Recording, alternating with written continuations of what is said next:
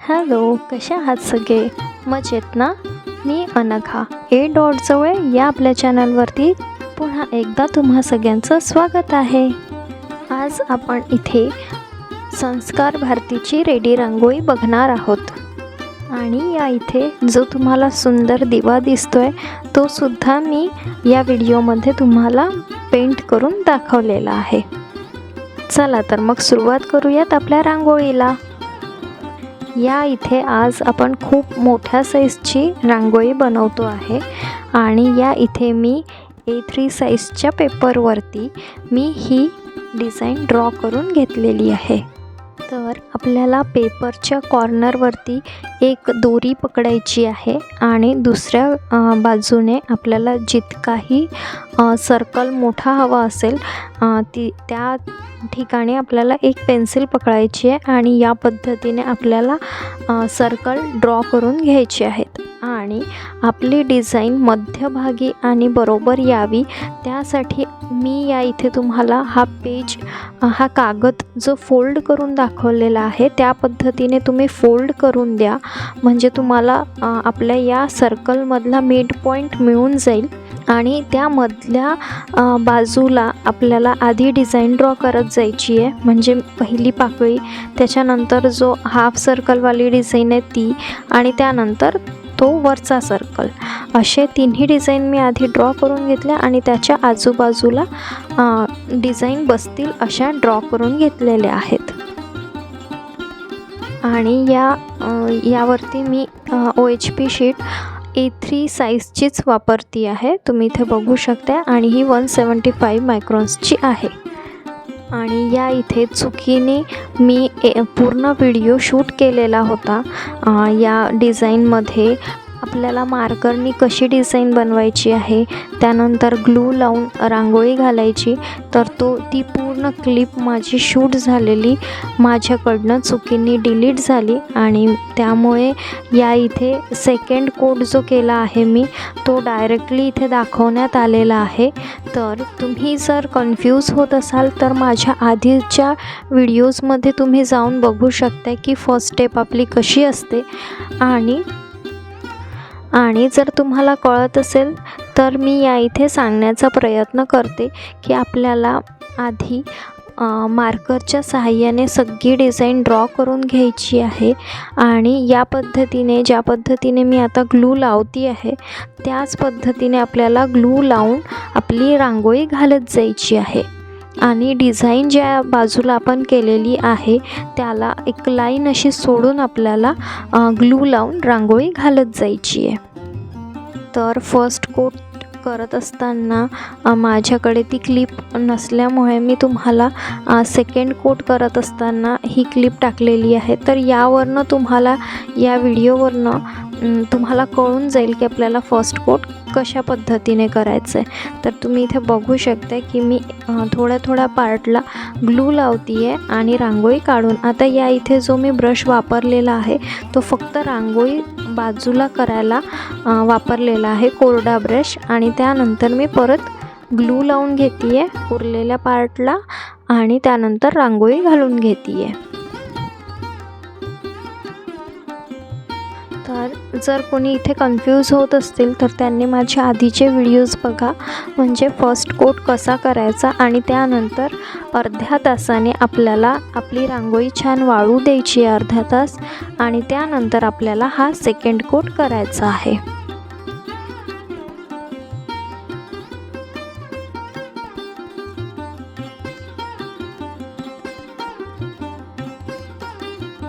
आता या पद्धतीने आपले दोन्ही कोट करून झालेले आहेत रांगोळीवरती आणि आपली रांगोळी छान वाळून गेलेली आहे. तर त्यानंतर या इथे मी ॲक्रेलिक कलरचा वापर करते, पांढऱ्या रंगाचा, आणि या इथे 0 नंबरचा ब्रश वापरते आहे. आता आपण ज्या मार्करने लाईन्स केलेल्या होत्या, ड्रॉ केलेली होती आपली डिझाईन, ती सोडून आपण रांगोळी घातली होती आणि आता आपल्या त्या मार्कर्सच्या लाईनवरती आपल्याला या पद्धतीने व्हाईट कलरने ब्रशने ती डिझाईन ड्रॉ करून घ्यायची आहे. तर तुम्ही इथे बघू शकता आपल्याला आरामात ही लाईन ड्रॉ करायची आहे आणि आपली ही डिझाईन पूर्ण कंप्लीट करून घ्यायची आहे.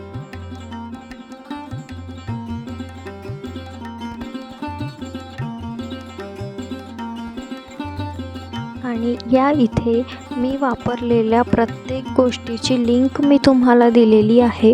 जर तुम्हाला ते घ्यायचं असेल, कुठलीही वस्तू, OHP शीट किंवा रंग किंवा ब्रश तर आणि ग्लूसुद्धा, तर तुम्ही त्या लिंकवरनं घेऊ शकता.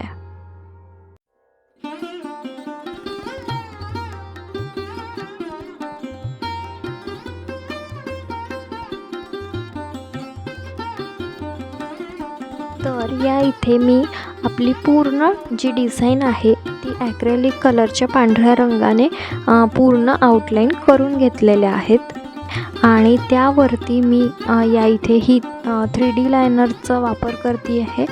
3D लायनर मी वापरती आहे आणि तुम्ही इथे बघू शकता की आपण ज्या पद्धतीने पांढऱ्या रंगाने लाईन्स केलेल्या होत्या त्यामध्ये आणि 3D आउटलायनरमध्ये किती फरक दिसतो आहे. आणि जर तुम्ही म्हणाल की ताई तुम्ही इथे आधी ॲक्रेलिक कलर वापरला त्यानंतर परत 3D आउटलायनर का वापरलेला आहे, तर 3D आउटलायनरनी आपली रांगोळी अगदी उठून दिसती आहे.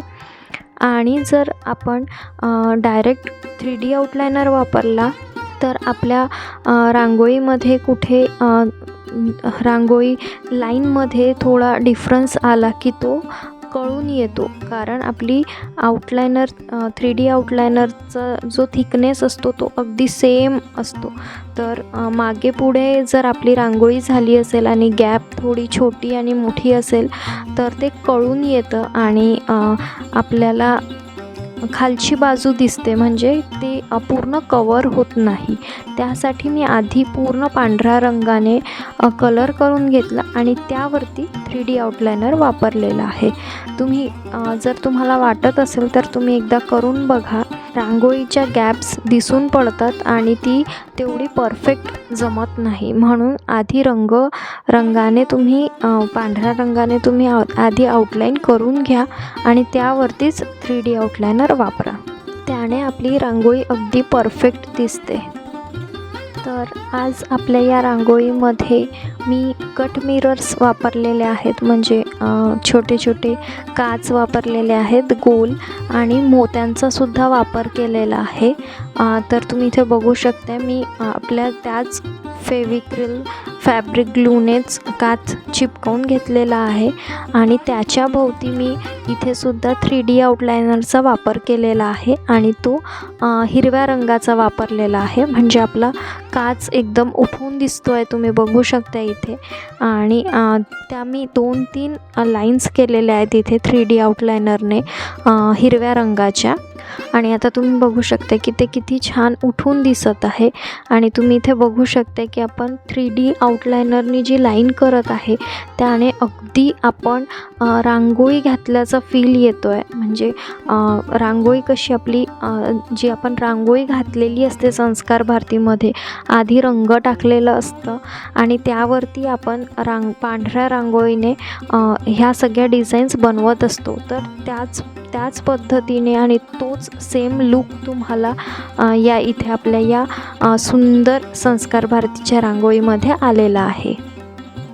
आणि मध्यभागी ठेवायला म्हणून मी एक माझ्याकडे जुनाच दिवा ठेवलेला होता, त्यालासुद्धा मी या इथे कलर करून तुम्हाला दाखवते आहे. तर आधी मी याथे सगळे रंग ॲक्रेलिक कलरच वापरलेले आहेत या इथे मी. तर मी आधी व्हाईट कलरच्या ॲक्रेलिक कलरने पूर्ण दिव्याला कलर करून घेतलेला आहे आणि त्याला छान वाळू दिलेला आहे. आणि नंतर यामध्ये ब्लू कलर आणि व्हाईट कलर मिक्स करून पूर्ण दिव्याला मी तो रंग दिलेला आहे. आणि मी जो तुम्हाला सांगितलं होतं पर्लमध्ये माझ्याकडे ॲक्रेलिक कलर्स आहेत, तर त्यामधलाच हा लाईट ब्लू कलर आहे असा, तो असा खूप शाईन करतो, तर तो मी काठांना वापरलेला आहे.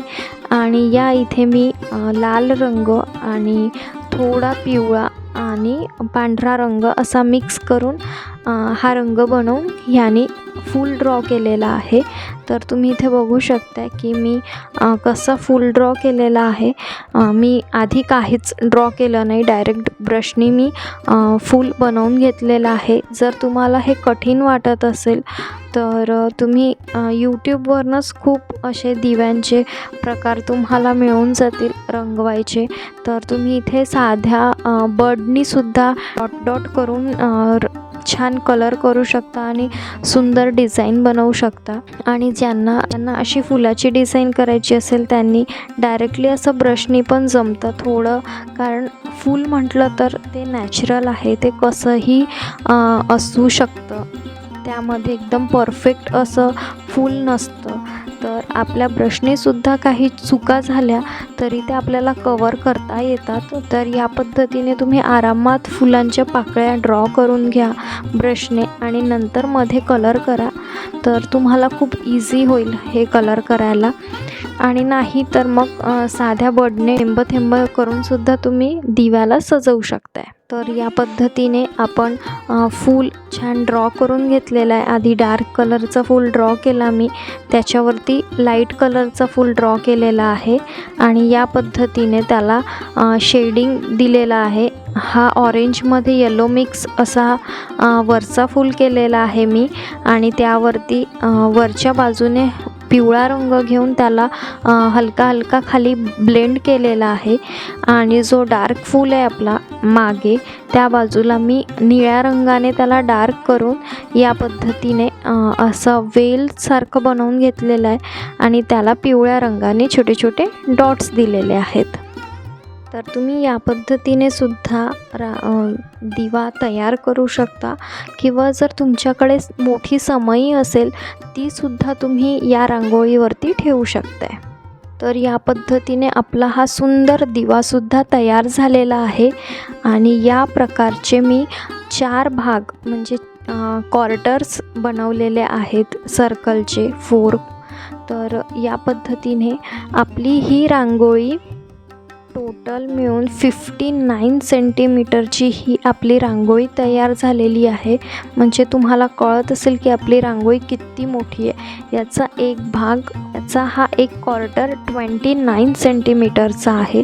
तर असं मिळून हे टोटल 59 सेंटीमीटरची आपली ही रांगोळी तयार झालेली आहे. आणि तुम्ही बघू शकता की आपली खूप मोठी अशी ही रांगोळी तयार झालेली आहे.